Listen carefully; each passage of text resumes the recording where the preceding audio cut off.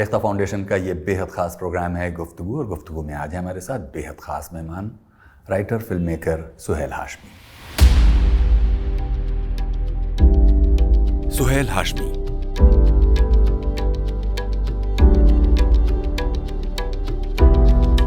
Writer, film maker और heritage activist Suhail Hashmi.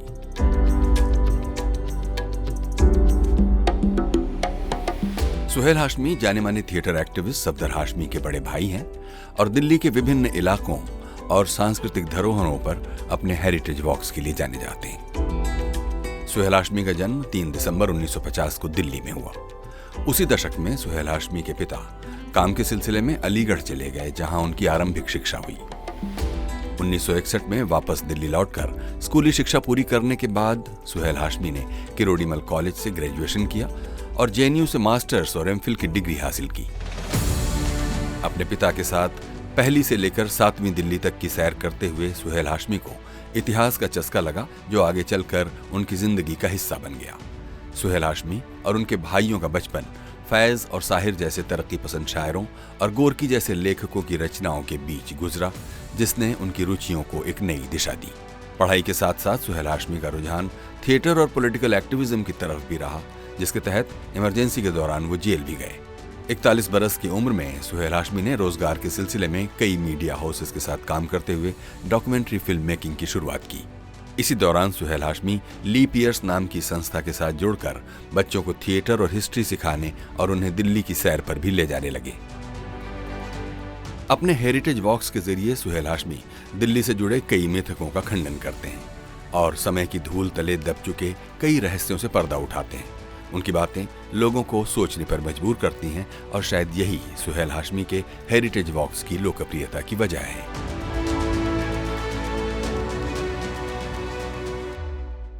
बहुत बहुत स्वागत है सुहेल साहब। शुक्रिया मुझे मौका देने का। हमें तो बहुत खुशी हो रही है कि आप का जितना वास्ट नॉलेज है कल्चर को लेकर, हिस्ट्री को लेकर, हिस्ट्री में तो आप अपने आप को हिस्ट्री बफ कहते हैं, और इस नाते भी हेरिटेज में और फूड में, कल्चर में, म्यूज़िक में आपकी जितनी गहरी दिलचस्पी है, शायद हम लोग इस छोटी सी बातचीत में वो सब चीज़ें कवर ना कर पाएँ, लेकिन मेरा बड़ा शौक़ है कि ये सब बातें हमारे सुनने वालों तक पहुँचें। तो हमको ये बताइए, पैदा तो आप दिल्ली में हुए जी, किस तरह की फैमिली में आप पैदा हुए, कितने भाई बहन आप हैं, और किस तरह की आपकी पढ़ाई हुई कि आखिरकार आपने हिस्ट्री में दिलचस्पी लेना शुरू की?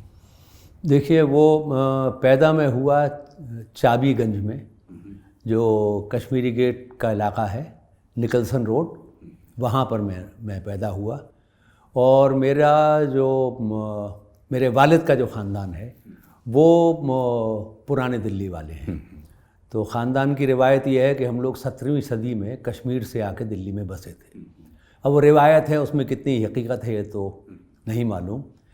और हम लोग रहते थे एक इलाके में जिसको कश्मीरी कटरा कहते थे, जो अगर आप दिल्ली में दाखिल हो दिल्ली गेट से, तो जहाँ पर एक सड़क जामा मस्जिद की तरफ जाती है, वहाँ कश्मीरी कटरा था और उसमें मेरे अजदाद रहा करते थे। मतलब कि जो कस्तूरबा गांधी अस्पताल से जो जामा, बिल्कुल बिल्कुल उससे पहले, जहाँ आजकल भंडारी होम्योपैथिक जी। तो 1857 में जब अंग्रेज़ों ने दोबारा दिल्ली पर कब्ज़ा कर लिया और वो किले में जाके रहने लगे, तो उस वक्त किसी अंग्रेज़ के जहन में बात आई कि अगर फिर बगावत हो गई तो हम कहाँ जाएंगे। जी।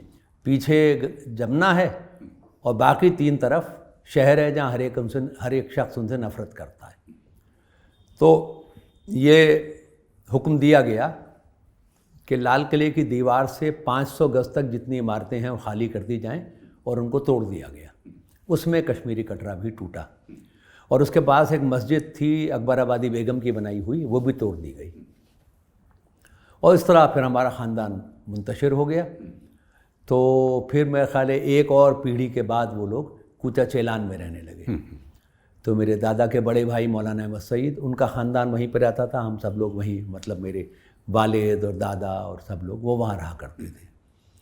और मेरे दादा ने आर्ट का कोर्स किया था, BFA Lahore college of art से, और उसके बाद वो आर्ट टीचर हो गए थे और तिमारपुर में कोई गवर्नमेंट स्कूल था, वहाँ पढ़ाया करते थे। तब वो लोग वहाँ शिफ्ट हो गए। और ख़ानदान पे मतलब मेरे दादा के ऊपर ख़ास तौर से दबाव था कि अंग्रेज़ की नौकरी क्यों कर रहे हो, ख़ानदान में और किसी ने नहीं की थी। तो नौकरी उन्होंने छोड़ दी और फिर उन्होंने बिज़नेस शुरू की और तब वो कश्मीरी गेट में शिफ्ट हो गए। तो मैं और मेरे भाई बहन हम सब लोग वहाँ पैदा हुए कश्मीरी गेट में। जी। तो आपके वालिद जी क्या करते रहे? मेरे वालिद जब वो स्टूडेंट थे उस ज़माने में वो तहरीक आज़ादी में शामिल हो गए और हमारे ख़ानदान के लगभग सभी लोग तहरीक आज़ादी में शामिल थे। मेरे चचा, मेरे ताया, मेरे वालिद तीनों क्विट इंडिया मूवमेंट में गिरफ़्तार हुए थे और मेरे वालिद तो 1-2 बार उसके बाद भी गिरफ़्तार हुए। और हिंदू कॉलेज में पढ़ा है उन्होंने, बहुत अच्छे डिबेटर थे।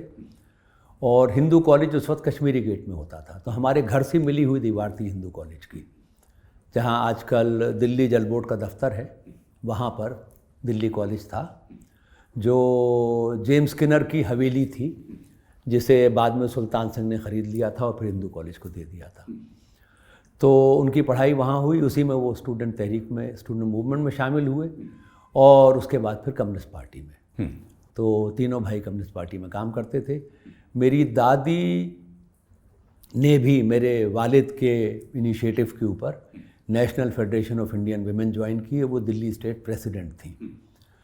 तो और फिर मेरे दादा के बड़े भाई का पूरा ख़ानदान मौलाना अहमद सईद का, वो सब पॉलिटिकली एक्टिव लोग थे। तो ये बैकग्राउंड थी जिसमें हम लोग बड़े हुए हैं। आपके वालिद से तो खैर मैं नहीं मिल सका, आपकी वालदा से मेरी मुलाकात है। जी। और ये तो मुझे मालूम है कि जिस तरह सब लोग मूवमेंट में और एक पॉलिटिकल और सोशल एक्टिविज़म में रहे, आपकी वालदा भी रहीं। जी। और सुना जाता है कि वो जो पर्दा बाग जिसे कहा जाता था, वो मेरी दादी, मेरी अच्छा। दादी। जी। तो लेकिन खैर फिर आपकी वालदा जिन्होंने फिर किताब भी लिखी, जी। पांचवा चिराग, मेरे छोटे भाई की ज़िंदगी के बारे में, ख़ानदान के बारे में। तो यहाँ पर ये थोड़ा मौजू होगा कि आप अपने वालिद और वालिदा का नाम भी लें। जी, मेरे वालिद का नाम हनीफ़ था, हनीफ़ हाशमी, और मेरी वालदा का नाम कमर जहाँ आज़ाद था। आज़ाद मेरे नाना का तखल्लुस था और उनके कलेक्टेड वर्क्स अभी रिसेंटली छपे हैं। मेरी माँ ने रिटायर होने के बाद पर्शियन पढ़ी, MA किया और अपने वालिद की सारी ब्याज़ों पे काम किया। और वो ये जो है UGC का एक प्रोजेक्ट बना, प्रोफेसर अखलाक अहमद आहन हैं JNU में, उनके तवस्सुत से, तो उन्होंने एडिट किया है। तो रिटायर होने के बाद मेरी अम्मा ने उसके ऊपर काम किया। तो इस तरह आप लोग कितने भाई बहन? हम 5 भाई बहन थे, अब 4 हैं सफदर के बाद। तो मुझसे बड़ी मेरी बहन है सबीहा, जो बेंगलोर के पास एक डिस्ट्रिक्ट है रामनगर, वहाँ पिछले 10-12 साल से रहती हैं। और वहाँ वो औरतें जिनके शौहरों ने उन्हें छोड़ दिया है, उनकी बच्चियों की तालीम पूरी हो जाए, इस सिलसिले में वो काम कर रही हैं। तो सबसे बड़ी सबीहा? सबसे बड़ी सबीहा, फिर मैं, फिर मुझसे छोटी बहन है शहला, जिन्होंने सरदार पटेल स्कूल में पढ़ाया बहुत साल। अब वो पॉटरी बनाती हैं, स्टूडियो पॉटरी, वो गुड़गांव में रहती हैं और उनके शौहर CPIM में काम करते हैं। उनके बाद सफदर था, तो सफदर का इंतकाल, उसका खून कर दिया गया था 89 में, और उनकी शादी हुई थी मौलवी हाशमी से, मौलवी रॉय, और वो अब उस तंजीम को चलाती हैं और वो थिएटर करती हैं। और सबसे छोटी हैं शबनम, जो अनहद चलाती हैं। जी। तो इस तरह आप 5 भाई बहन जी को आपके वालिद ने कैसे पाला होगा? मतलब उनका आय का स्रोत या उनका ज़रिया माश क्या रहा होगा? देखिए, वो ज़रिया माश जो था, वो हमारे दादा ने, मैंने आपसे जिक्र किया था कि उन्होंने एक बिज़नेस शुरू की थी, वो फर्नीचर की बिज़नेस थी। और वो मेरे दादा और उनके साथ के कुलीग थे स्कूल में, दोनों ने इकट्ठे रिज़ाइन किया था। वो एक वर्मा साहब थे और दोनों ने मिल के पार्टनरशिप में बिज़नेस शुरू करने का फ़ैसला किया था। लेकिन इससे पहले कि उनका इस्तीफ़ा मंजूर होता, वर्मा साहब का इंतकाल हो गया। तो मेरे दादा ने जो बिज़नेस शुरू की, वो वर्मा हाशमी के नाम से शुरू की और बाद में वही बिज़नेस हाशमी ब्रदर्स के नाम से मशहूर हुई। फर्नीचर की बड़ी बिज़नेस थी। वो 1947 में कोलैप्स कर गई क्योंकि मेरे दादा, मेरे चचा और ताया वो पाकिस्तान चले गए थे और मेरे वालिद नहीं गए, तो वो बिज़नेस कोलैप्स हो गई। उन वक्त के जो हालात थे उसमें मुसलमानों को काम भी नहीं मिलता था, तो वो बहुत तंगदस्ती का वक्त था। इस दौरान डॉक्टर ज़ाकिर हुसैन जो अलीगढ़ यूनिवर्सिटी के वाइस चांसलर हो गए थे, वो दिल्ली आए हुए थे और उनसे किसी ने बताया कि हनीफ के माली हालात बहुत ख़राब हैं। तो ही न्यू आवर फैमिली, क्योंकि जामिया के लिए जब फंड रेजिंग हो रही थी तो हमारी फैमिली ने बहुत उसमें, और इन तीनों भाइयों ने बहुत चंदा इकट्ठा करने में मदद की थी, तो ही न्यू ऑल ऑफ देम। तो उन्होंने मेरे वालिद से कहा तुम अलीगढ़ आ जाओ। तो फिर वालिद अलीगढ़ चले गए। वहाँ फर्नीचर की बिज़नेस शुरू करने की कोशिश की, वो ज़्यादा कामयाब नहीं हुई। और इसी दौरान मेरी माँ ने बीए किया और फिर 1961 में उनको, हम लोग 55 में हम अलीगढ़ गए हैं, 61 में मेरी माँ को दिल्ली यूनिवर्सिटी जिसके एनडीएमसी के एक स्कूल में हेडमिस्ट्रेस की नौकरी मिल गई। तो फिर हम 64 में हम लोग लौट के दिल्ली आ गए। वालिद हमारे अलीगढ़ रहे 1969 तक। पहले फर्नीचर की बिज़नेस थी, उसे बंद किया, फिर अलीगढ़ यूनिवर्सिटी में काम किया, फिर डिपार्टमेंट ऑफ हिस्ट्री में गए और आर्कियोलॉजी डिपार्टमेंट में। फिर उन्होंने आर्कियोलॉजी का सारा सब कुछ सीखा और अलीगढ़ यूनिवर्सिटी का आर्कियोलॉजी म्यूज़ियम उन्होंने बनाया। 2-3 एक्सकवेशन में भी गए। तो ये जो मेरा इंटरेस्ट हिस्ट्री में आया है उसकी शुरुआत कहीं वहाँ से हुई है कि वो हर हफ्ते को दिल्ली आ जाते थे, हफ्ते की शाम को, और इतवार को अगर मौसम अच्छा होता था तो हम लोग कहीं ले जाया करते थे। तो उन्होंने पहली दिल्ली से शुरू किया और 7वीं दिल्ली तक हमको जैसे बनी थी कैपिटल्स उस तरह हमको दिखाया और ये समझाया कि कैसे धीरे धीरे महराब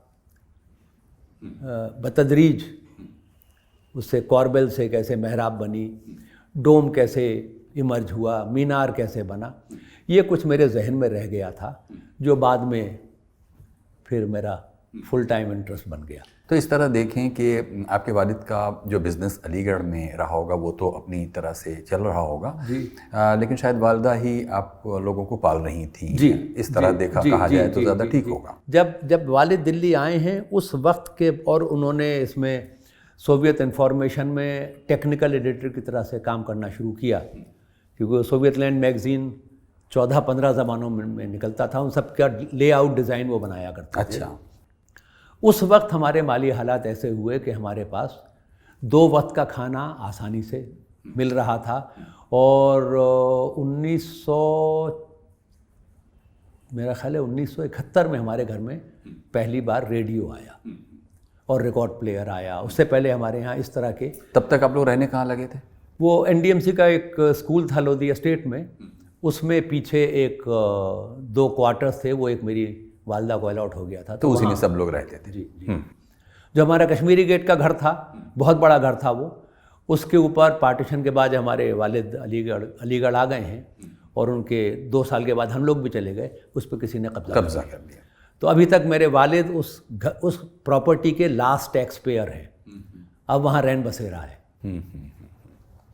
अच्छा, तो अब हम ये ज़रूर जानना चाहेंगे कि आप लोगों की पढ़ाइयाँ फिर कहाँ हुई और आपकी कहाँ हुई? 7वीं क्लास तक तो मैंने अलीगढ़ में पढ़ा। तो अलीगढ़ में अलीगढ़ यूनिवर्सिटी स्कूल चलाती है, एक मिंटो सर्कल है, एक सिटी स्कूल है और एक अब्दुल्ला गर्ल्स स्कूल है। तो अब्दुल्ला गर्ल्स स्कूल 5वीं क्लास तक को एजुकेशनल था और मिंटो सर्कल भी 5वीं क्लास तक को एजुकेशनल था। 6ठी के बाद जो अब्दुल्ला स्कूल में लड़के पढ़ते थे वो यहाँ आ जाते थे और वहाँ जो लड़कियाँ पढ़ती थीं वो यहाँ आ जाती थी। तो 5वीं क्लास तक मेरी तालीम अब्दुल्ला स्कूल में हुई और 6ठी और 7वीं मिंटो सर्कल में। 7वीं में हमने 6 माही इम्तहान दिया था, उसके बाद हम लोग दिल्ली आ गए। उसके बाद फिर ये तालीम दिल्ली में हुई। एनडीएमसी के एक स्कूल से मैंने 8वीं की, फिर ओखला में पंत पॉलिटेक्निक से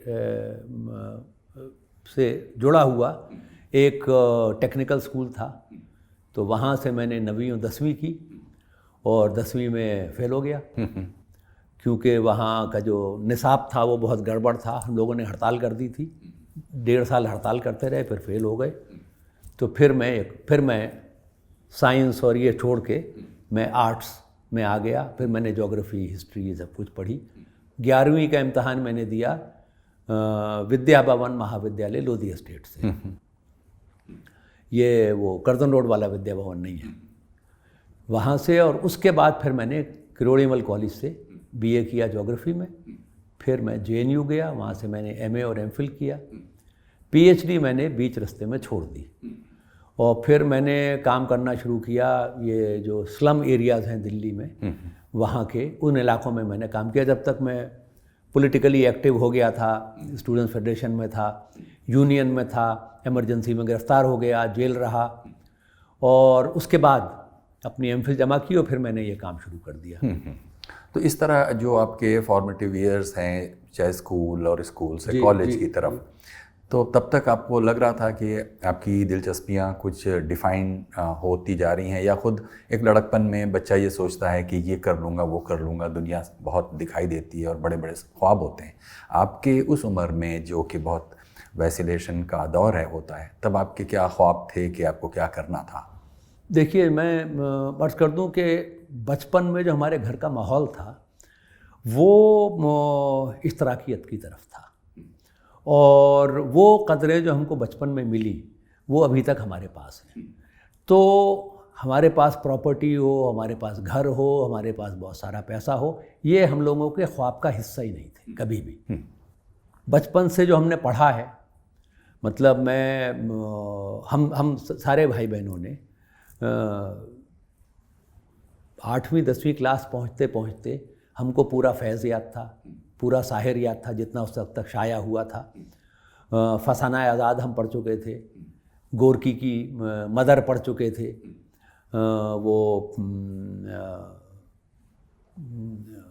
और इस तरह के जो बहुत सारे तरक्की पसंद लिटरेचर दुनिया भर का वो हमने पढ़ा था। अपने मुल्क में जो तरक्की पसंद तहरीक थी उसका बहुत कुछ पढ़ा था हमने।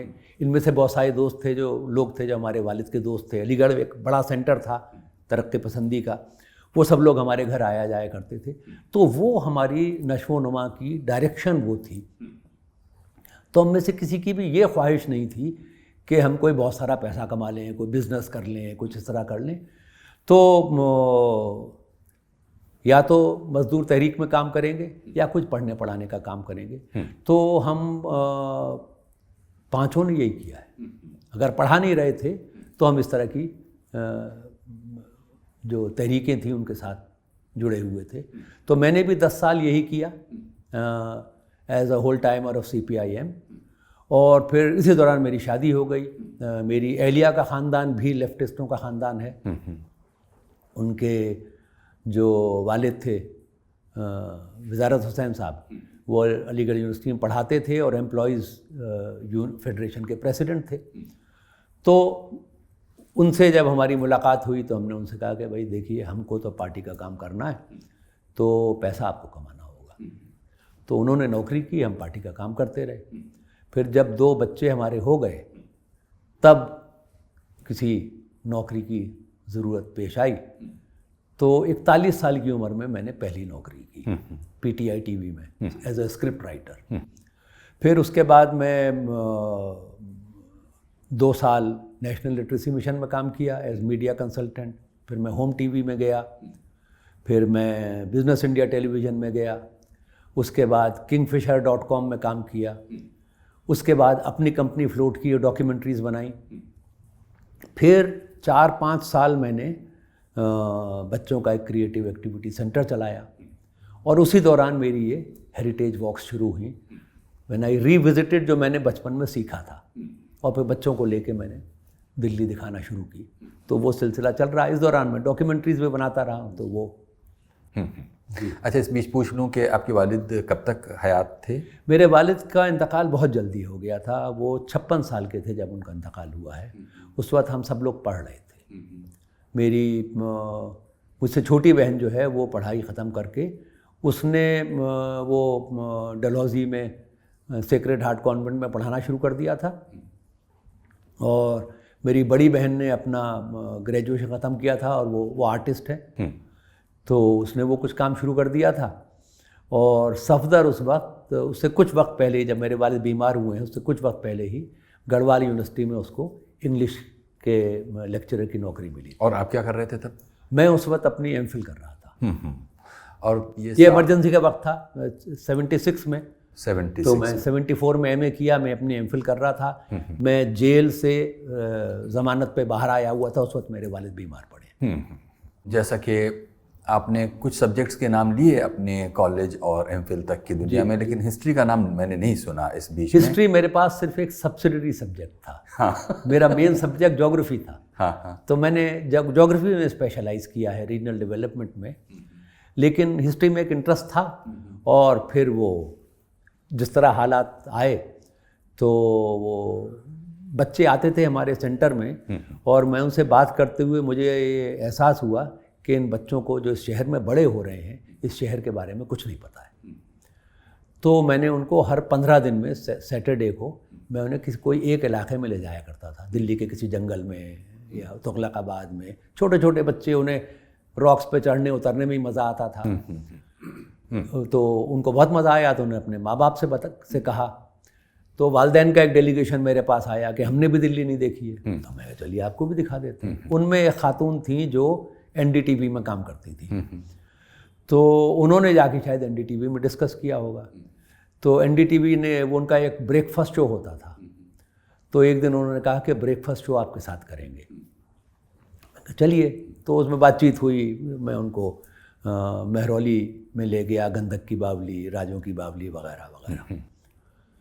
वो प्रोग्राम हुआ और मेरे पास लोगों के फ़ोन आने लगे कि हमको भी दिल्ली देखनी है, चलिए वगैरह। तो उस तरह ये मेरा दिल्ली हेरिटेज वॉक्स शुरू हुई, आज से कोई लगभग 15 साल पहले। सोचिए कि 15 साल पहले उतनी बुरी सूरत नहीं थी जो आज है। ख़ास तौर पर ये जो गैजेट्स के बीच जनरेशन पल रही है, मिलेनियल जिसका नाम है। आप कहते हैं कि उस दौर में 15 साल पहले, 20 साल पहले लोग फिर भी थोड़े से अवेयर और रिस्पॉन्सिबल होते थे, पेरेंट्स भी, बच्चे भी।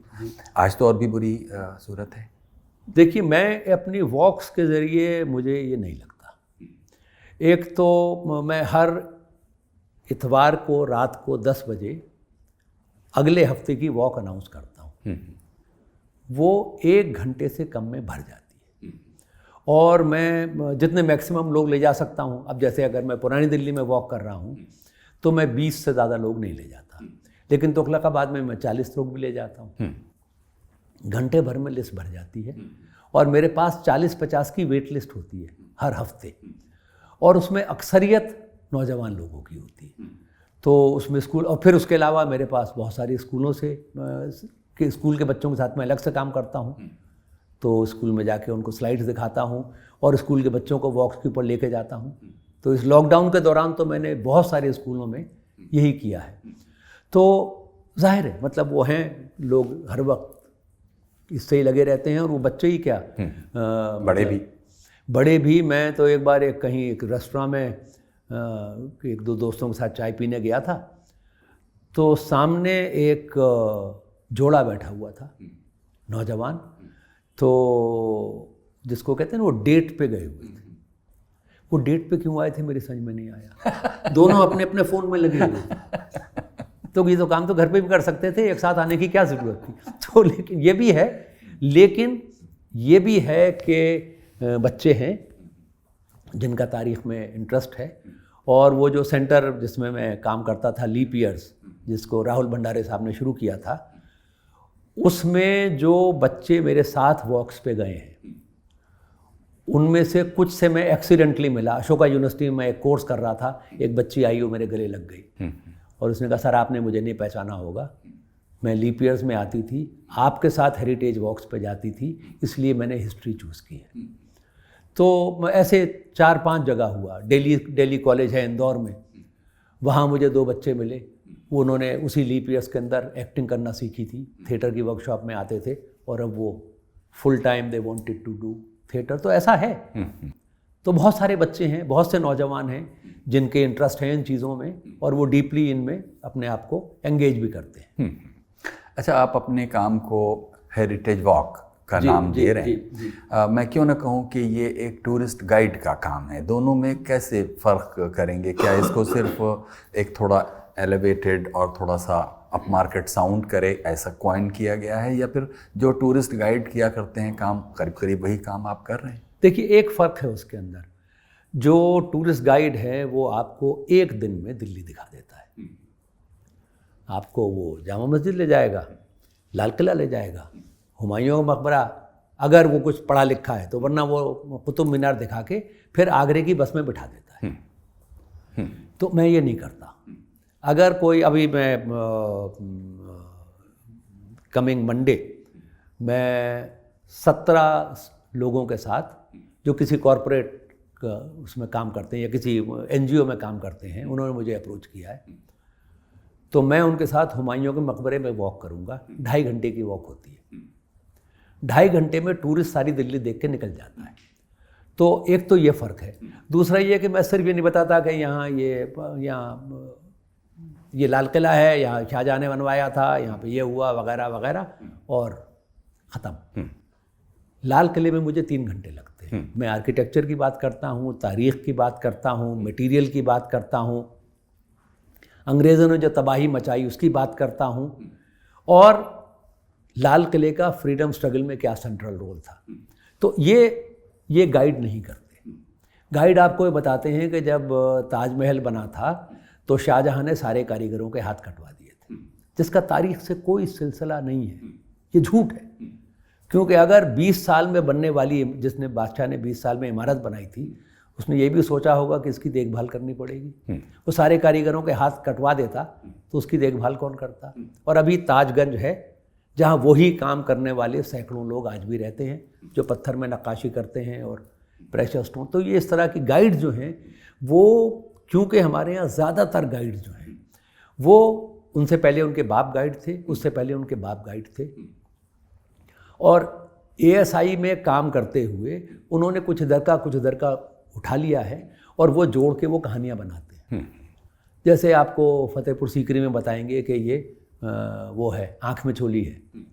यहाँ अकबर अपनी रानियों के साथ आँख में चोली खेला करता। मतलब अकबर के पास कुछ काम ही नहीं था, वो आँख में चोली खेलेगा। और वो उस इलाके में जहाँ सारे एडमिनिस्ट्रेटिव ऑफिस हैं, अगर उसे आँख में चोली खेलनी थी तो महल में चला जाता। तो इस किस्म की जिस बेसर पैर की चीज़ें ये गाइड सुनाते हैं अक्सर। हालांकि कुछ पढ़े लिखे हैं। हालांकि यही इल्ज़ाम जी आप पर भी धरा जा सकता है जी, ये कहते हुए कि भाई आप तो हिस्ट्री, आर्कियोलॉजी, हेरिटेज में कोई क्वालिफाइड तो है नहीं, मतलब सर्टिफाइड क्वालिफाइड। तो आप भी कुछ ईरान की तुरान की लंतरानियाँ हाँकते रहते होंगे। आपके वीडियोस में कहीं नीचे जाकर कमेंट्स में कोई ना कोई एक आके लिख के चला जाएगा। तो ये एक जिम्मेदारी का काम है। आपने खुद कहा कि गाइड जो हैं वो इधर उधर की बातें करते हैं, और जब आप एक जिम्मेदारी का काम करते हैं तो खुद आप अपने लिए एक सेल्फ कंट्रोल के लिए कि ज़्यादा से ज़्यादा ऑब्जेक्टिव हुआ जा सके, उसके लिए कैसे मवाद कैसे इकट्ठा करते हैं? नहीं, तो उसके लिए देखिए, एक तो मेरे पास एक एडवांटेज है जो बहुत सारे गाइड्स के पास नहीं है, कि मैं उर्दू पढ़ लेता हूँ। और दिल्ली की तारीख़ पे जितना मटेरियल उर्दू में है वो अंग्रेज़ी में आज भी नहीं है। तो बहुत सारे लोगों की याददाश्तें हैं, फिर सर सैयद का काम है, बशीरुद्दीन अहमद का काम है, और बहुत सारे टेक्स्ट हैं जो पर्शियन में लिखे गए थे, जो इनका तर्जुमा उर्दू में हो चुका है। तो ये सब कुछ मेरी दस्तरस के बाहर नहीं है। उसके अलावा मुझे अंग्रेज़ी भी आती है, और मैं अपने आप को हिस्टोरियन इसलिए नहीं कहता कि मैंने हिस्ट्री की कभी बाज़ाब्ता तालीम हासिल नहीं की है। बहुत सारे लोग हैं अपने आप को हिस्टोरियन कहते हैं, लेकिन बिना हिस्ट्री पढ़े हुए मैं अपने आप को हिस्टोरियन नहीं कहता। मैं सिर्फ ये कहता हूँ मुझे दिल्ली में इंटरेस्ट है, और दिल्ली के बारे में जो कुछ मटेरियल हासिल है उससे मैं पढ़ता हूँ, उससे मैं कुछ निचोड़ निकालता हूँ, और वो मैं लोगों को बताता हूँ। तो और मेरी कोशिश ये रहती है कि मैं एग्जैजरेट ना करूँ, मैं बेसर पैर के किस्से ना सुनाऊँ, इस किस्म की कहानियाँ ना सुनाऊँ जिनका तारीख़ में कोई सबूत नहीं मिलता।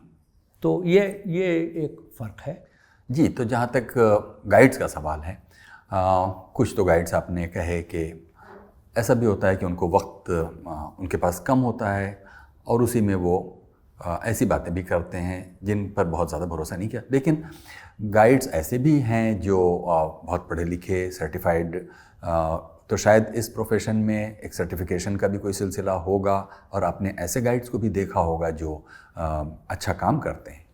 देखिए, जो सर्टिफाइड गाइड्स का मसला है वो ये है कि जहाँ तक मेरी महदूद जानकारी है, आर्कियोलॉजिकल सर्वे ऑफ इंडिया ने कोई गाइड सर्टिफाई नहीं किए।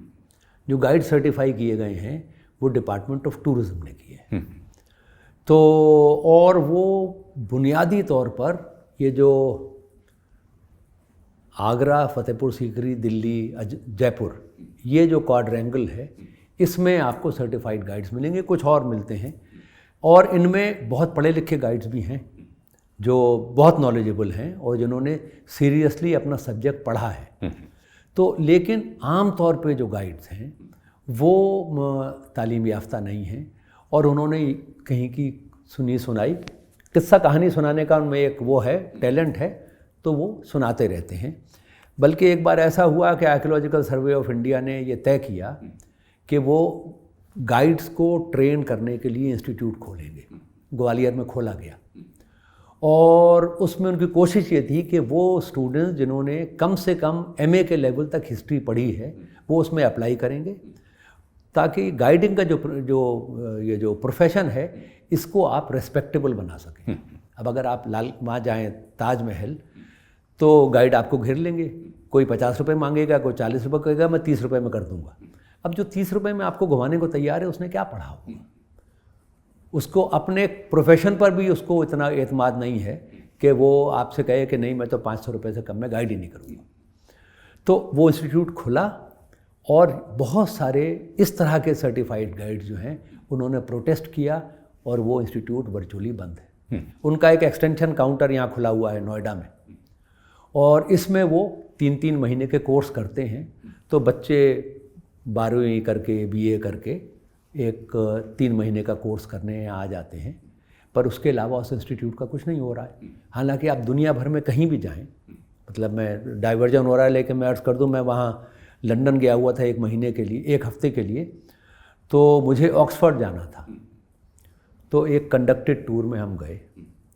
जो हमारा गाइड था वो ऑक्सफोर्ड यूनिवर्सिटी से उसने मास्टर्स किया था, he had done his major in history, और वो ऑक्सफोर्ड के पूरे शहर को ऐसे जानता था जैसे आपको अपना हाथ पता हो।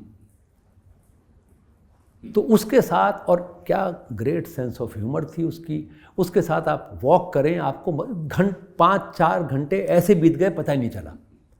And he new every little detail about that city, every college, कौन कब बना, कौन इसके डीन थे, कौन क्या थे। वो हमको लाइब्रेरी में लेके गया जहाँ पे बिना मेंबरशिप के आप नहीं जा सकते, बिकॉज ही न्यू एवरीबडी।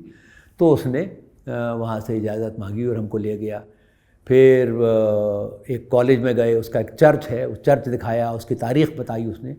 तो इस तरह की नॉलेज रखने वाले अगर आपके पास गाइड हों तो आप इमेजिन कर सकते हैं कि कितने ज़्यादा टूरिस्ट जो यहाँ आते हैं और एक बिल्कुल सतही और आमतौर पर गलत इन्फॉर्मेशन लेके चले जाते हैं, उनको हिंदुस्तान के बारे में कितनी सही जानकारी मिल सकेगी और उनका जो अंडरस्टैंडिंग है हिंदुस्तान के बारे में वो कितनी चेंज हो सकती है अगर आपके पास गाइड्स अच्छे हों तो। लेकिन इस सिमत में कुछ ख़ास काम हो नहीं रहा है। हालांकि आपने ये सवाल मुझसे दोबारा इसलिए भी पूछने के लिए कहा था कि आप शायद हिंदुस्तान के कुछ अच्छे गाइड्स की तारीफ़ करना चाहते थे। जी। तो अब ये मौका है, करिए। जी, एक तो वो हैं नौजवान आगरे में हैं और उनसे मेरी मुलाकात ऐसे ही हो गई क्योंकि ये गाइड्स की जो एसोसिएशन है उनकी दिल्ली में मीटिंग हो रही थी और उन्होंने मुझसे कहा कि मैं उनके साथ एक वॉक कर दूँ। तो मैंने उनके साथ वॉक की और उसमें इस नौजवान से मेरी मुलाकात हुई। उसके बाद कई बार मेरे पास लोग आते हैं कि हम हमारे साथ आगरे चलिए, और अगर मेरे पास वक्त नहीं होता तो मैं उनका नंबर उनको दे देता हूँ और वो वहाँ जाते हैं। और जितने लोगों को मैंने भेजा है उनके पास वो बहुत खुश होकर लौटे हैं। इनमें स्विट्ज़रलैंड के करंट एम्बेसडर भी हैं, who is himself a historian. Delhi मैंने उनको दिखाई थी और फिर उन्होंने कहा कि मुझे आगरे जाना है, तो मैंने उनको पता दे दिया, फ़ोन नंबर दे दिया। वो बहुत खुश होकर लौटे हैं और अभी उनके जो डिप्टी हैं इन द एम्बेसी वो इस संडे जा रहे हैं। तो वो बहुत अच्छा लड़का है और बहुत मेहनती है, पढ़ा लिखा है, वो आपको झूठी कहानियाँ नहीं सुनाता। और वो आगरे को ऐसे ही जानता है जैसे जिस गाइड का, लंदन वाले का मैंने जिक्र किया आपसे, वो एक एक गली को, एक एक मोहल्ले को, उसकी तारीख को जानता है। तो ऐसे गाइड्स हैं, ऐसे काफ़ी गाइड्स हैं, पढ़े लिखे लोग हैं। लेकिन अगर आप सारी पॉपुलेशन ले लें गाइड्स की, उनमें ये मुट्ठी भर होंगे। ठीक है, तो जिस तरह दिल्ली को जी आपने जाना, और वो जानना तो कोई ऐसी चीज़ नहीं है कि जो पूरी हो जाती है, वो कॉन्टिन्यूस प्रोसेस है, और वो आप हर रोज़ कुछ नया जान रहे होंगे। जिस तरह आपने दिल्ली को जाना, शायद वो एक प्रोटोटाइप की तरह हो सकता है कि कोई उज्जैन को जाने, कोई खजुराहो को जाने, कोई बनारस को जाने, लखनऊ को जाने, वगैरह वगैरह, हैदराबाद को जाने। तो अब इसमें देखिएगा कि बोली भाषा हो, खान पान है, पहनावा ओढ़ावा है, म्यूज़िक है, जी जी इतने तरह के मैनिफेस्टेशंस हैं जो एक कल्चर को जी फॉर्म देते हैं। आपने ये सब करते हुए में क्या आपकी लर्निंग्स क्या हैं कि हम हिस्ट्री को जैसे खड़े होकर फट से एक जजमेंटल होकर कोई बात कहते हैं, इसमें आपकी लर्निंग्स क्या हैं? क्या अप्रोच होगा किसी शहर को या किसी हेरिटेज को विज़िट करते वक्त, क्या अप्रोच होना चाहिए? देखिए, मैं अर्ज़ कर दूँ, मुझे एक दिन सडनली मुझे ख्याल आया कि हमको तारीख़ ये पढ़ाई जाती है कि एक बाबर था, उसके बाद उसका बेटा हुमायूं था, उसके बाद उसका बेटा अकबर था, अकबर का बेटा जहांगीर था, वगैरह। इनके भाई बहन थे, फुफियाँ थीं, खालाएँ थीं, चचियाँ थीं, मोमानियाँ थीं, वो क्या कर रही थी, इनके आपसी रिश्ते क्या थे, इसका हमको कोई जिक्र नहीं मिलता। अब ये कितना इम्पोर्टेंट है मैं आपसे अर्ज़ कर दूं। अकबर की शादी हुई आमेर के बादशाह के राजा की बेटी से। हमको बताया जाता है कि उसका नाम जोधाबाई था। जोधाबाई एग्जिस्ट ही नहीं करती। उसका नाम हरकाबाई था, जो अकबर की पहली राजपूत वाइफ थी, जो सलीम की, जहांगीर की माँ थी। अब इनकी शादी अकबर से हो गई। उन्होंने ये इंश्योर किया कि उनकी छोटी बहन की बेटी की शादी जहांगीर से हो जाए। ये ख़ानदान है कच्छवा राजपूत का। शाहजहां के वक्त तक ये होता है कि जयपुर के रूलर्स का, जो उस वक्त का राजा है जयपुर का, वो शाहजहां का फर्स्ट कज़न है, मिर्ज़ा जयसिंह। ये हमको बताया ही नहीं जाता। अब ये जो रिश्ते थे, 2 पीढ़ियाँ 3 पीढ़ियों में आपसी शादियाँ हो रही हैं, तो जो उसकी हरकाबाई की जो छोटी बहन है, वो जहांगीर की खाला है, और उसका जो बेटा है वो शाहजहां का फर्स्ट कज़न है। ये जो रिश्ते हैं, ये अगर आपकी समझ में आ जाएं तो आपकी समझ में आएगा कि राजपूतों और मुग़लों में इतने गहरे संबंध कैसे हो गए। या पुरानी दिल्ली में अगर आप जामा मस्जिद, वो जो लाल किले का जो देहली दरवाज़ा है, उससे अगर आप निकलें तो जामा मस्जिद तक एक सीधा रास्ता जाता था। उस पर कूचा बुलाकी बेगम था। वो 1857 में टूट टाट गया। मैं ढूंढ रहा था बुलाकी बेगम कौन है। बुलाकी बेगम जहांगीर की बहन है, अकबर की बेटी है, शाहजहां की फुप्पी है। जब कैपिटल आगरा से दिल्ली आई तो बुलाकी बेगम दिल्ली आई और वो कटरा बुलाकी बेगम बना। तो ये इस तरह अगर आप देखना शुरू करेंगे तो सडनली आपको लगता है कि यहाँ तो कुछ और हो रहा है। ये रिश्ते हैं, खालाएँ हैं, चचियाँ हैं, फुप्पियाँ हैं, बड़े अब्बू हैं, ताया हैं, जैसे और सारे ख़ानदानों में होते हैं, ये सारे रिश्ते इनमें भी थे। और क्योंकि इसमें ये डायनेमिक्स भी थी कि उनमें से कुछ राजपूत थे और कुछ मुग़ल थे, तो एक अजीब तरह की सिंथेसिस बन रही थी, जिससे हमारा म्यूज़िक बना है, जिससे हमारा लिबास बना है, जिससे हमारी ज़बान बनी है। ये आप एक्चुअली इन ख़ानदानों की तारीख़ को पढ़ते हुए आप ये सब का सब समझ सकते हैं।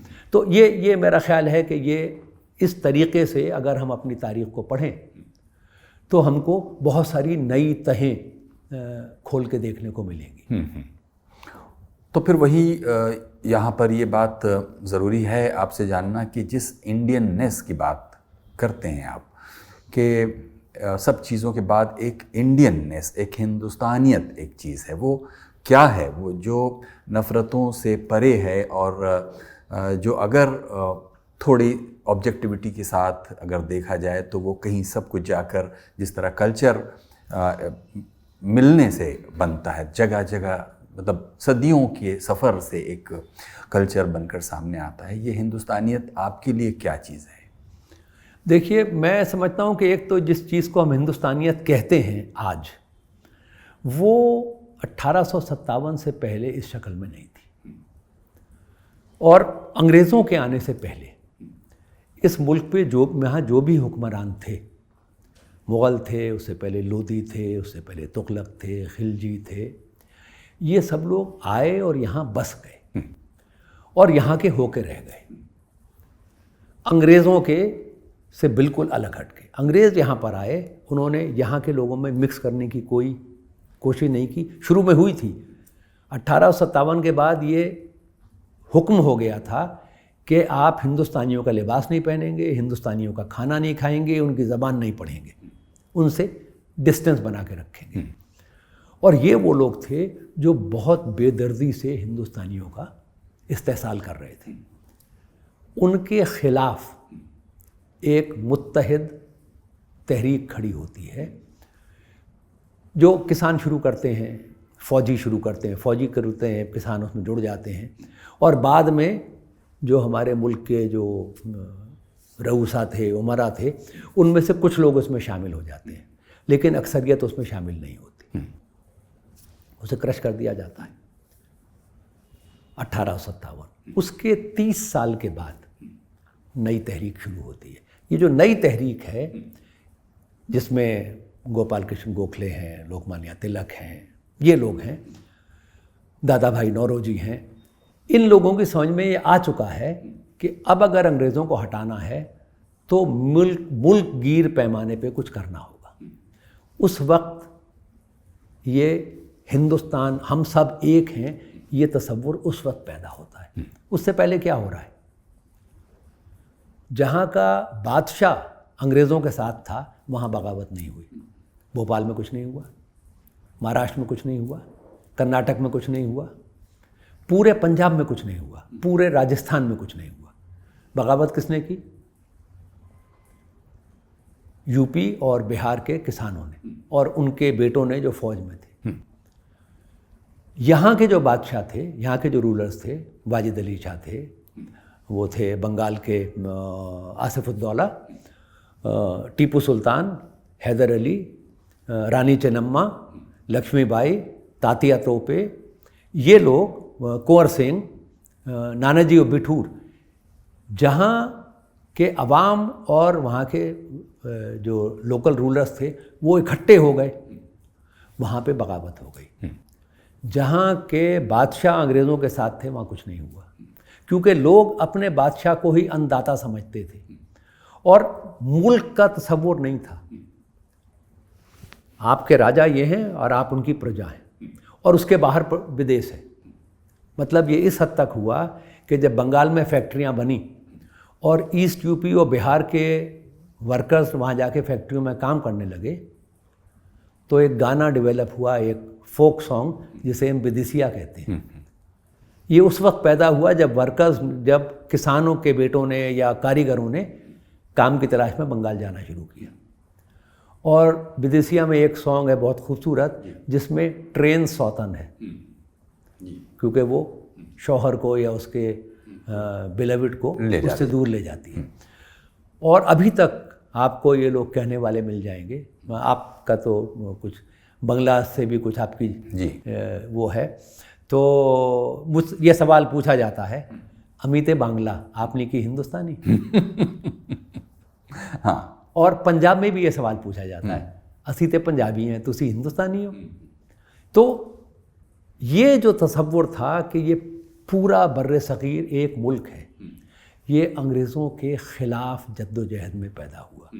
और उसी दौरान ये बात भी इसने फ़रोग़ पाया कि हम सैकड़ों साल से इकट्ठे रहते आए हैं, हज़ारों साल से हम लोग इकट्ठे हैं, इन्होंने आके हमको अलग कर दिया है, तो इनसे पीछा छुड़ा लो, हम फिर इकट्ठे हो जाएंगे। तो ये जो तसव्वुर है हिंदुस्तानियत का, ये अंग्रेज़ों के ख़िलाफ़ जद्दोजहद में पैदा हुआ है।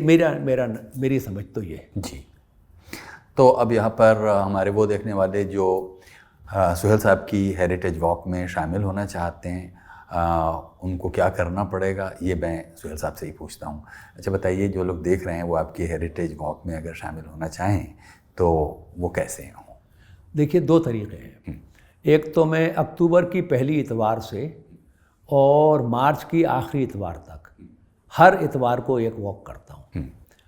तो अब जो इतवार आने वाली है उसकी वॉक का अनाउंसमेंट मैंने पिछली इतवार की रात को कर दिया था। और वो कहाँ मिलेगा?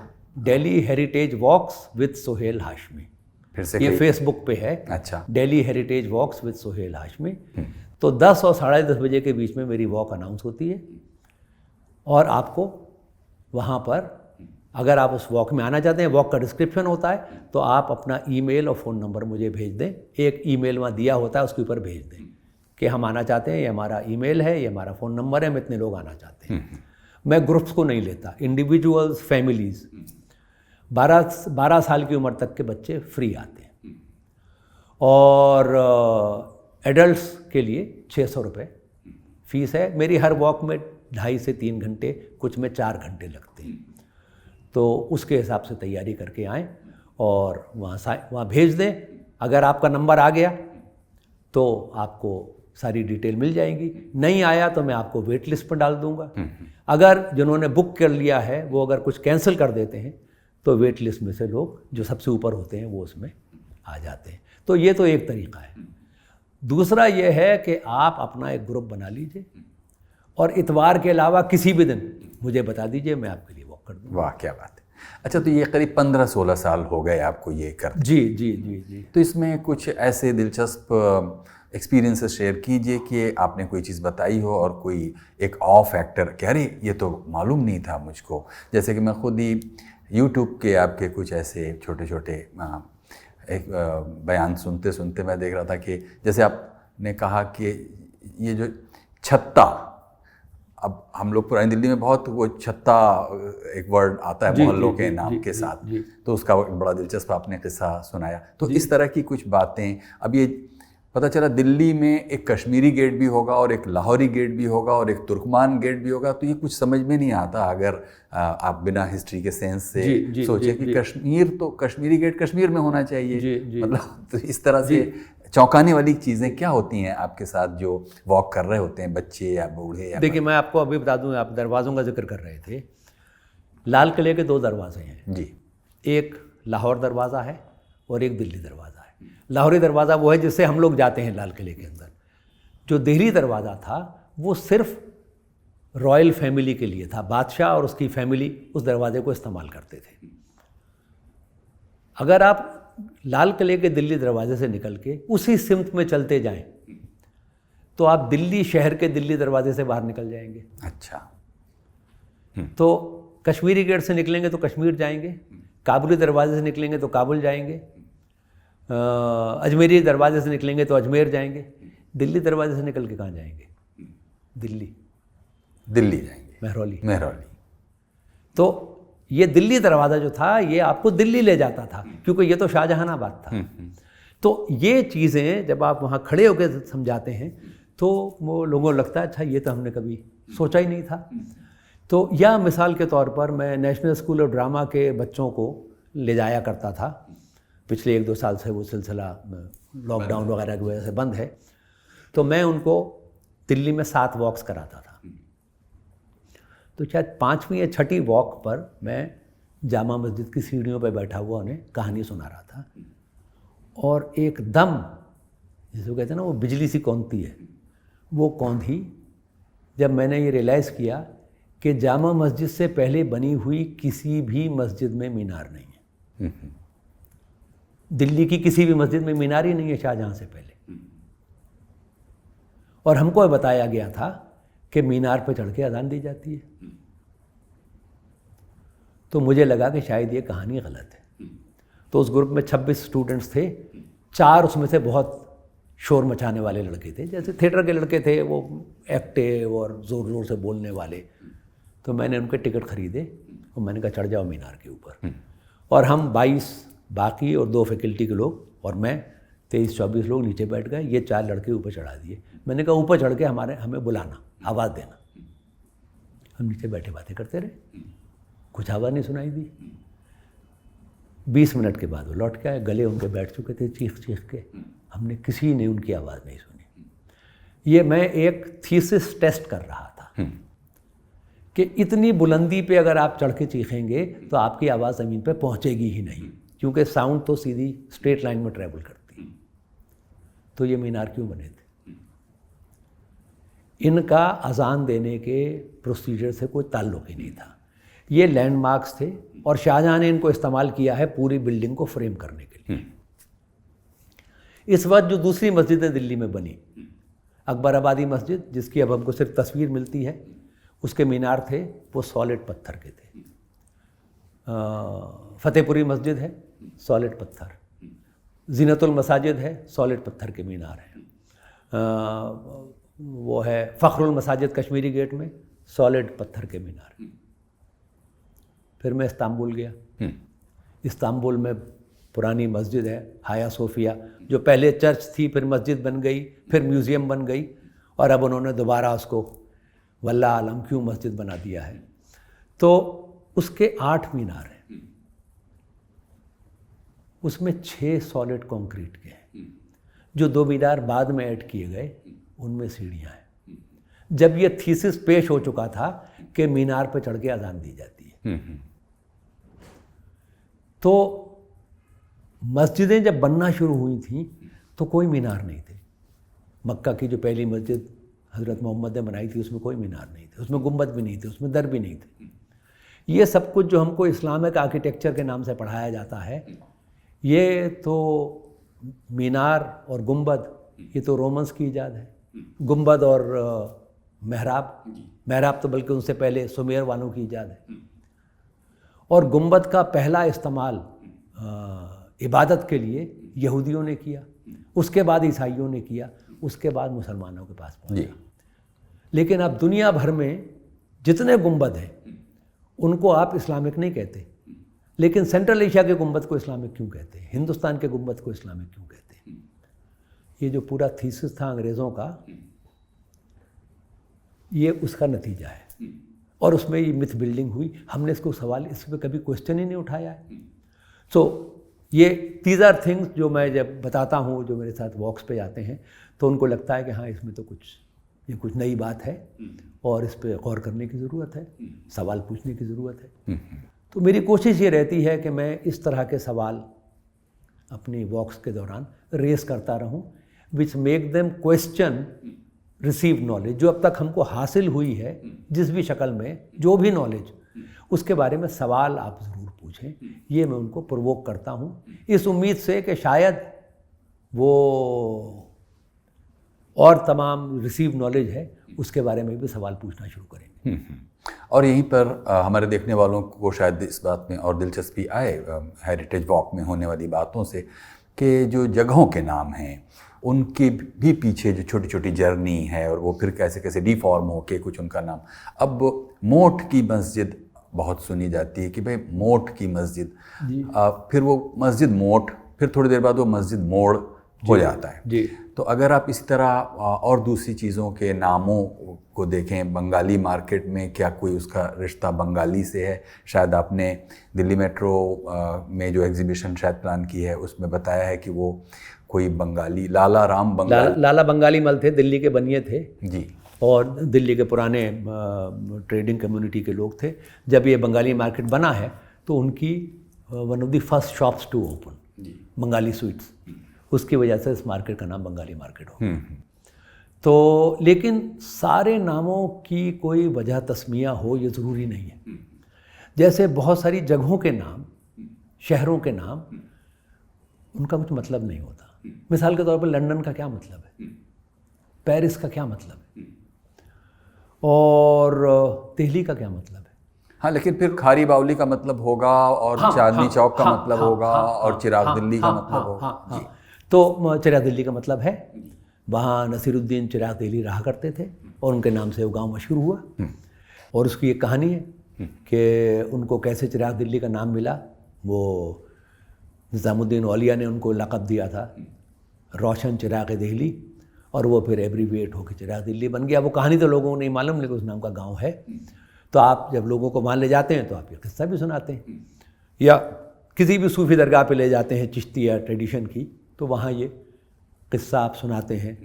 निज़ामुद्दीन की बावली जब बनी है, उसका मोहम्मद ग़ियासुद्दीन तुग़लक के वक्त क्या क्लैश था, क्या कॉन्फ्लिक्ट था, जिसमें एक बार आजिज़ आके निज़ामुद्दीन औलिया ने तुग़लकाबाद को कर्स कर दिया था। उसको क्या कहते हैं, वो हिंदी में क्या लफ्ज़ है उसके लिए, श्राप दे दिया। श्राप दे दिया था कि या तो यहाँ पे गुजर के जानवर चरेंगे या यहाँ पे सियार रोएंगे। और 700 साल से तो यही हो रहा है। तो ऐसी बहुत सारी कहानियाँ हैं। तो वो, और ये कहानियाँ एक तो वॉक को दिलचस्प बनाती हैं, और दूसरी एक उसके साथ फिर इन वॉक्स, इन कहानियों के साथ एसोसिएशन बन जाते हैं। Then you remember a whole lot of things. जी। अच्छा, एक दूसरा एरिया जो खान पान से जुड़ा हुआ है, फूड। जी जी जी। वो भी आपका एक बड़ा शौक का सब्जेक्ट है। देखिएगा कि किसका नहीं होता। हाँ, होता है बिल्कुल। तो जैसे अब मुगलिया कह दिया जाता है, मुगलाई, जिसको आप कहना है कि वो मुगलिया वर्ड है, जिसको मुगलाई चलता है। तो कोई अब मेनू अगर आपके सामने आएगा तो उसमें कुछ मुगलाई और कुछ क्या कहेंगे उसको, पंजाबी या कुछ जैन, इस तरह के कुछ मेनू। तो जब आप ये मेनू का सफ़र देखते हैं तो क्या आप पाते हैं कि कैसे कैसे ये सब बदल रहा है, और हम एक बिल्कुल जड़ों से कटे हुए खान पान के मामले में लोग होते जा रहे हैं? जी नहीं, देखिए, एक तो मेरा मानना है कि ज़िंदगी से जुड़ी कोई भी चीज़ जैसी 10 साल पहले थी वैसी आज नहीं है। ये लगातार तब्दीली ही ज़िंदगी है। तो अब ये लोग कहते हैं कि हमारे पास मुग़ल जो शाहजहाँ जो खाना खाया करते थे वो रेसिपीज़ हमारे पास हैं और हम उनके पकाने वाले हैं, और पीढ़ी दर पीढ़ी। ये सिर्फ कहानियाँ हैं। मेरे पास अभी एक किताब खुशकिस्मती से तर्जुमा मेरे हाथ लग गया, शाहजहाँ का के वक्त में जो खाने पकते थे उसकी एक रेसिपी बुक है। तो उसमें मैं पढ़ रहा था सारी, वो 100 से ज़्यादा डिशेस की रेसिपी है। शाहजहाँ के वक्त में लाल किले में हल्दी इस्तेमाल नहीं होती थी। इंडियन जो हमारा जो लार्जर वो है, उसमें हल्दी के बिना तो हमारा कुछ खाना ही नहीं पकता। मिर्च हमारे यहाँ थी नहीं। 18वीं सदी से पहले दिल्ली में मिर्च नहीं थी। तो अब ये दो चीज़ें आप निकाल दें, जो आज का सो कॉल्ड मुगलई खाना है, तो क्या पकेगा। उस वक्त जो खाने की रेसिपीज़ हैं उसमें हर चीज़ देसी घी में पक रही है। आज कौन देसी घी में पका रहा है? हर चीज़ तांबे के देगों में पक रही है जिसमें कलई की गई है। आज ना कलईगर हैं ना तांबे के बर्तन हैं, हर चीज़ लकड़ी की आंच पे पक रही है। अब गैस पे पक रही है, स्टेनलेस स्टील के बर्तन में पक रही है, और देसी घी के बजाय सनफ्लावर ऑयल या किसी उसमें पक रही है।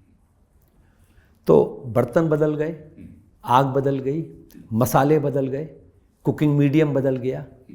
ये कैसे वो हो सकता है जो शाहजहाँ खा रहा था? जी, दिल्ली में मेरी याद में मशरूम मेरी याद में इंट्रोड्यूस हुई हैं।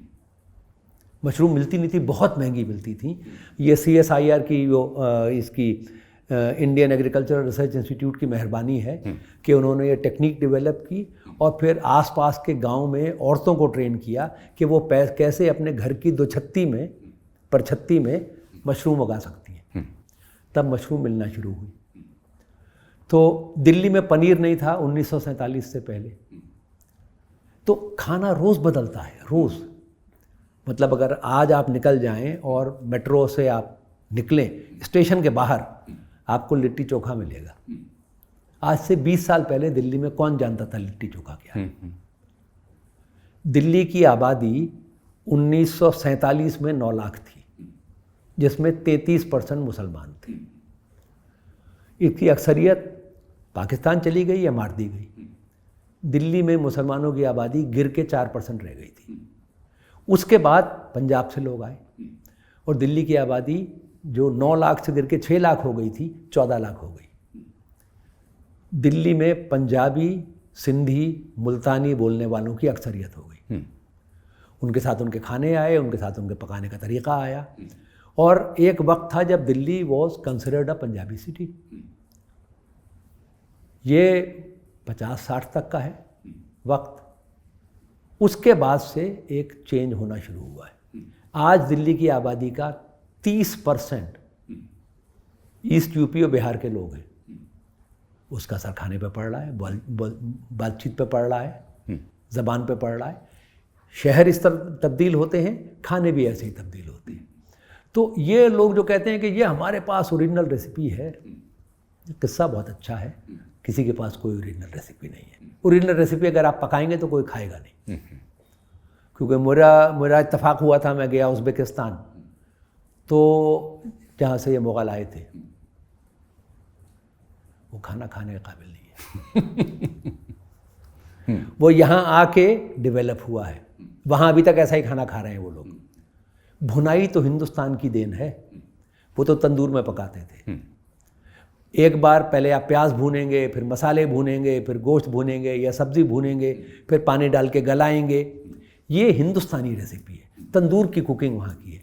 ये दोनों आके हिंदुस्तान में मिले। तो ये जो, और मैं मतलब विदाउट साउंडिंग टू पैट्रियोटिक, मैं इस बात पे इसरार करता हूँ कि जो वैरायटी हिंदुस्तान के खाने में है वो दुनिया में कहीं नहीं है। और जितना मज़े का खाना हमारे यहाँ होता है कहीं नहीं होता। वो वजह उसकी ये है कि शायद म्यूजिक के बारे में भी आप बिल्कुल बिल्कुल बिल्कुल, क्योंकि ये कांस्टेंट मिक्सिंग। और ये जो एक वो टनल विजन की जो लोग बात कर रहे हैं, तो उनके बारे में चाचा गालिब ने कहा है कि हसद से दिल अगर अफसुर्दा है, घर में तमाशा हो। हसद से दिल अगर अफसुर्दा है, घर में तमाशा हो। कि शायद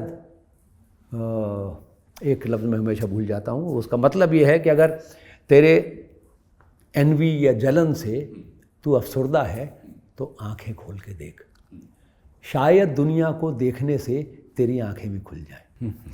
तो ये जब तक आप इसको नहीं एक्सेप्ट करते, इस बात को नहीं मानते कि जितना भी डेवलपमेंट दुनिया में हुआ है वो मिक्सिंग से हुआ है, प्योर कोई नहीं है। ना खून के हिसाब से, ना ज़बान के हिसाब से, ना लिबास के हिसाब से दुनिया में कहीं कोई नहीं है। ये लगातार लेन देन से ही, एक्सचेंज से ही चीज़ें डेवलप होती हैं। और अगर आप चेंज नहीं होते तो आप मर जाते हैं। जी, तो हम लोग अब बातचीत के करीब करीब आखिरी हिस्से में आ गए हैं सुहेल साहब। चलने से पहले आपसे हम सफदर हाशमी के बारे में ज़रूर कुछ जानना चाहेंगे, क्योंकि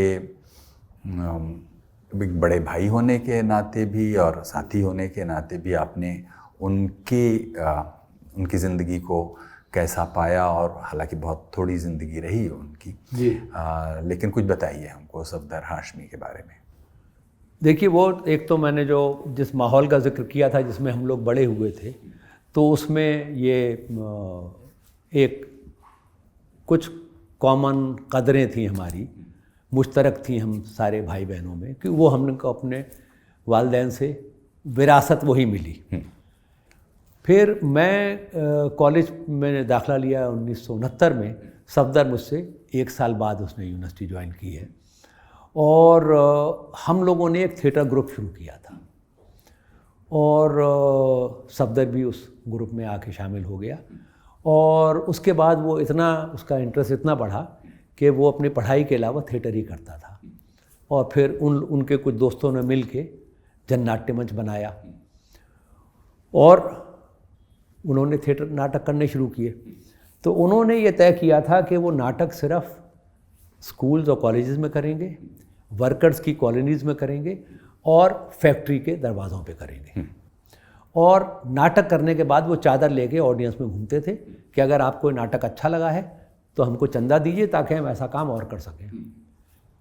स्क्रिप्ट लिखनी होती है, रिसर्च करनी होती है, ट्रैवल करना होता है, रिहर्सल के खर्चे होते हैं, सेट के खर्चे होते हैं। तो वो इस तरीके से किया करते थे, स्टेज पे नाटक करते थे। फिर इमरजेंसी लग गई और ट्रेड यूनियनों की कमर तोड़ दी गई। इमरजेंसी हटने के बाद दोबारा फैक्ट्री से डिमांड आनी शुरू हुई कि हमारे यहाँ नाटक कीजिए ये वो। लेकिन अब ट्रेड यूनियंस के पास पैसा नहीं था कि वो स्टेज वगैरह का खर्चा दे सकें। तब स्ट्रीट थिएटर शुरू हुआ और मेरा ख्याल है कि ये साउथ एशिया में पहली बार हुआ। स्ट्रीट थिएटर, चारों तरफ ऑडियंस और उनके बीच में एक्टर काम कर रहे हैं। जैसे हमारा मदारी का खेल होता है, यात्रा होती है, इस तरह का वो तो लोकल फॉर्म से ड्रॉ करके उन्होंने नाटक करना शुरू किया।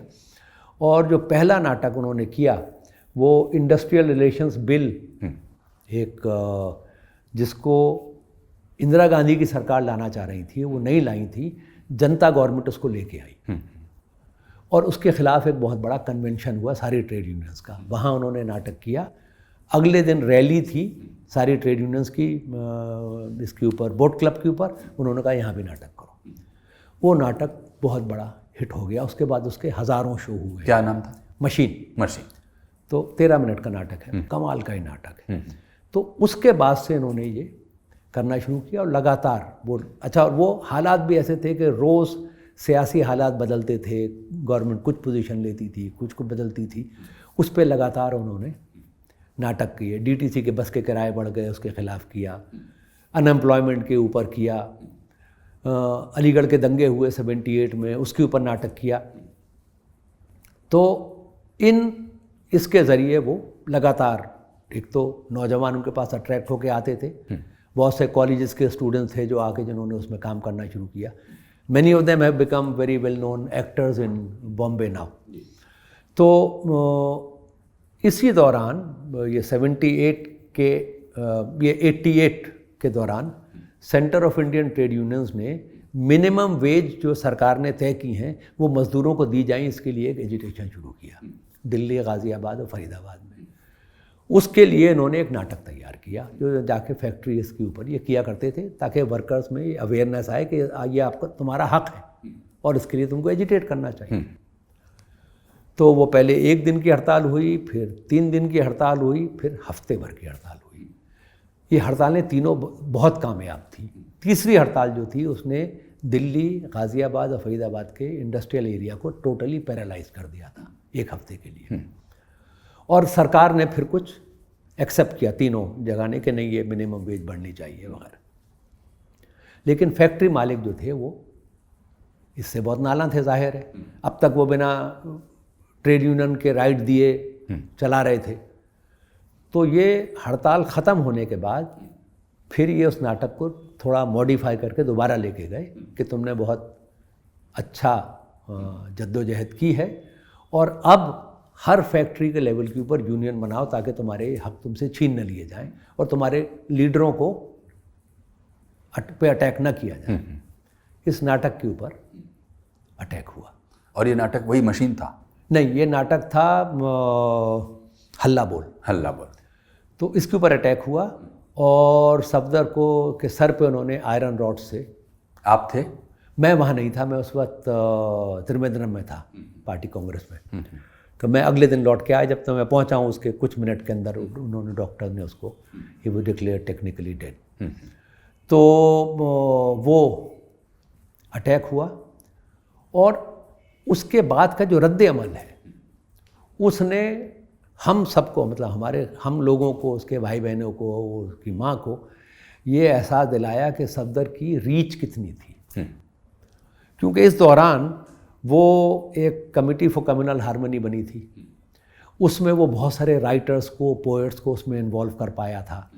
वो डॉक्यूमेंट्री फिल्में बनाता था, उसने दूरदर्शन के लिए छोटी छोटी बहुत सारी फिल्में बनाई थी, और आर्टिस्टों के साथ काम करता था, फिल्म मेकर के साथ काम करता था। ये सब के सब लोग मुत्तहिद हो गए और उन्होंने कहा कि ये अब इसको बर्दाश्त नहीं किया जाएगा, इस तरह के कि अपनी बात कहने के लिए आप पे अटैक किया जाएगा, तो ये तो बेसिक डेमोक्रेटिक राइट्स के ऊपर हमला है। तो Safdar actually became an icon for that struggle. और उसके बाद फिर सफदर हाशमी मेमोरियल ट्रस्ट बना, जो पिछले 30 साल से यही काम कर रहा है जी। जो अपनी बात कहने का जो हक है उसको डिफेंड करना, और उस पर जो अटैक्स हो रहे हैं उनको अपोज करना, ये काम। तो ये उसकी जो बुनियाद पड़ी वो उस काम से थी जो सफदर ने इस कम उम्र के अंदर, 34 साल की उम्र में मर गया था वो। तो इसमें इस दौरान जो उसने ये इन तमाम आर्टिस्ट में, पोइट्स में, राइटर्स में, फिल्म मेकर्स में, इनके दौरान जो उसने, क्योंकि इन तमाम एरियाज़ में वो काम करता था, और उसका वो पर्सनल वो था, मतलब अगर आप कहें कि कोई आदमी जिसके दिल में कीना नहीं होता तो वो वैसा था, और वो जिससे मिलता था उसका दोस्त बन जाता था।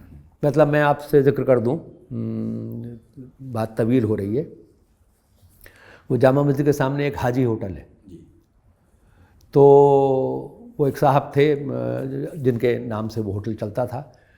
मैं दिल्ली के जो 70 साल के ऊपर के 75-80 साल के लोग हैं, मैं उनके इंटरव्यूज़ कर रहा था, उनकी यादें दिल्ली के बारे में इकट्ठा करने के लिए। तो मैं उनसे भी मिलने गया, तो उन्होंने मुझको बताया कि जिस दिन सफदर के ऊपर हमला हुआ है 1 जनवरी को, उससे पहले 31 दिसंबर था, नया साल, सफदर उनके पास आया, उनको हाजी भाई कहता था वो, कहने लगा हाजी भाई मुझे कुछ कोरमा और कुछ लाल रोटी चाहिए, और कल तो हम सुबह सुबह निकल जाएंगे, तो आज हम सब लोग इकट्ठे हैं, कल सुबह निकलना है हमको, तो हम लोग इकट्ठे खाना खा लेंगे और नया साल मना लेंगे। तो वो लेके गया, अगले दिन वो मारा गया। तो वो हाजी भाई कहने लगे कि मैं सालों आपके सहमत के प्रोग्राम पे आया हूँ, और कहने लगे मेरा उससे कोई रिश्ता नहीं था, वो एक दिन ऐसे ही आ गया और बैठ गया और बातें करने लगा, और फिर हमारी यारी हो गई। मैं उससे उम्र में बहुत बड़ा हूँ, लेकिन वो मेरा दोस्त था।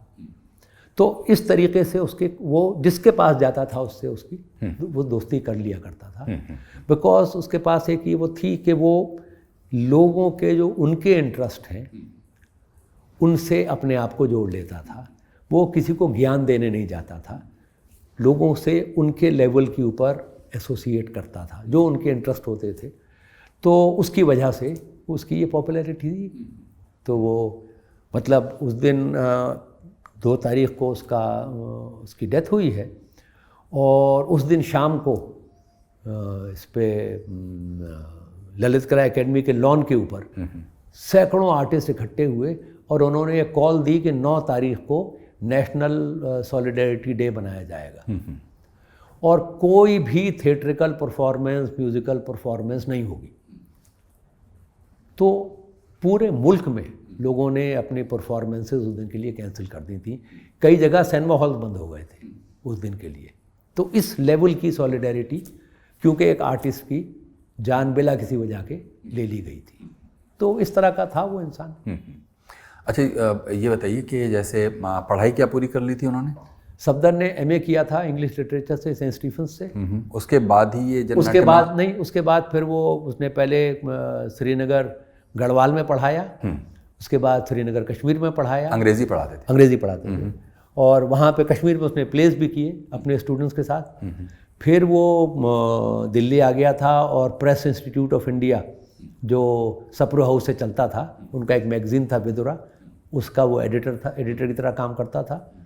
फिर वो बंगाल इन्फॉर्मेशन में वो हो गया था इन्फॉर्मेशन ऑफिसर। कितने साल वहाँ रहा होगा? मेरा ख्याल है 4-5 साल या कुछ थोड़ा ज़्यादा। उसके बाद उसने वो छोड़ दिया था, फिर वो कुल वक्ती तौर पे थिएटर जननाट्य में। जी। तो खैर ये तो सब लोग जानते हैं आज के सफदर हाशमी की जो शहादत है उसने ये जो पूरा पीपल्स मूवमेंट और कल्चरल जो मूवमेंट है उसको एक बहुत इम्पीटस दिया है। और ये तो बात छुपी हुई नहीं है। हम लोग करीब सुहेल साहब बातचीत ख़त्म करेंगे। कोई ऐसी बात जो आप कहना ज़रूर चाहते थे इस बातचीत के बीच और वो सवाल मैंने नहीं पूछा है, अब आप कहिए ताकि हम लोग इस बातचीत को वाइंड अप करें। नहीं, मेरा ख्याल है मैं बहुत देर बोल लिया हूँ मुझे, और मतलब जो आपने जो सवाल पूछे उसका मैं रिएक्ट कर रहा था, लेकिन मेरी तो आदत बोलने की है तो मैं बोलता रह सकता हूँ, लेकिन मेरा ख्याल है इसको यहाँ आज ख़त्म कर देते।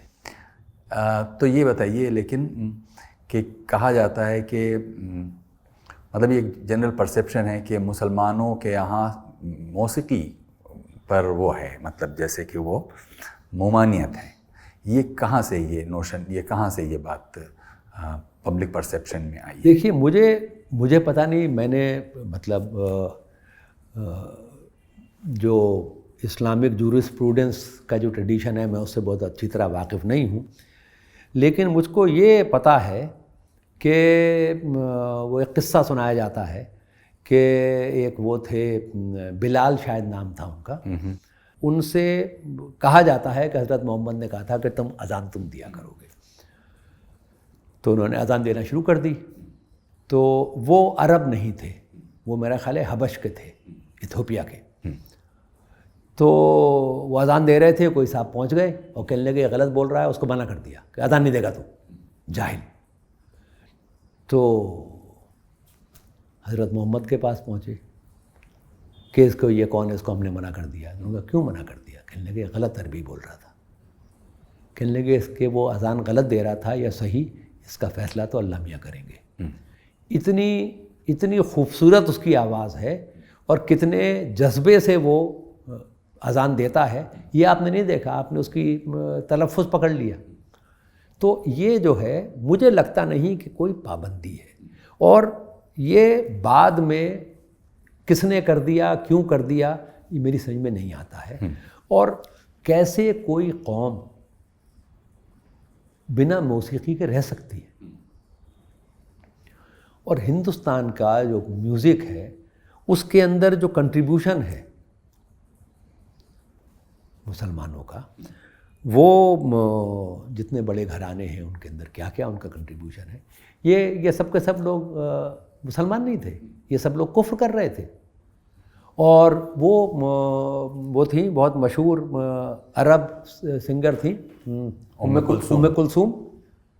तो उम्मे कुलसूम के वक्त तक तो अरब में भी हो रहा था। ये जो वहाबियत फैली है, ये उसने कुछ दिनों में, कुछ अरसे से किया है, और मैं नहीं समझता कि इसका कोई भी ताल्लुक़ किसी भी मज़हब के किसी ट्रेडिशन में हो सकता है कि आपके मौसीकी जो है वो गैर मज़हबी है, गैर शरई है वगैरह। तो बहुत अच्छा लगा सुहेल साहब, आप हमारे शो में आए और हमने इतनी बातें की और बहुत कुछ जानने, सीखने, समझने को मिला। हमारे सुनने वाले भी उम्मीद करते हैं कि आपके हेरिटेज वॉक में जल्दी ही शामिल होंगे, और जो लोग शामिल होते रहे हैं वो तो कितना फैज़ पाते रहे हैं ये वो जानते हैं और हम जानते हैं। बहुत शुक्रिया आपका। बहुत बहुत शुक्रिया। और गुफ्तगू में आज थे हमारे साथ writer, film maker Suhail Hashmi. कुछ कहना चाहते हो आज के इस एपिसोड के बारे में तो आप हमें लिख सकते हैं guftagoo@rekhta.org पर।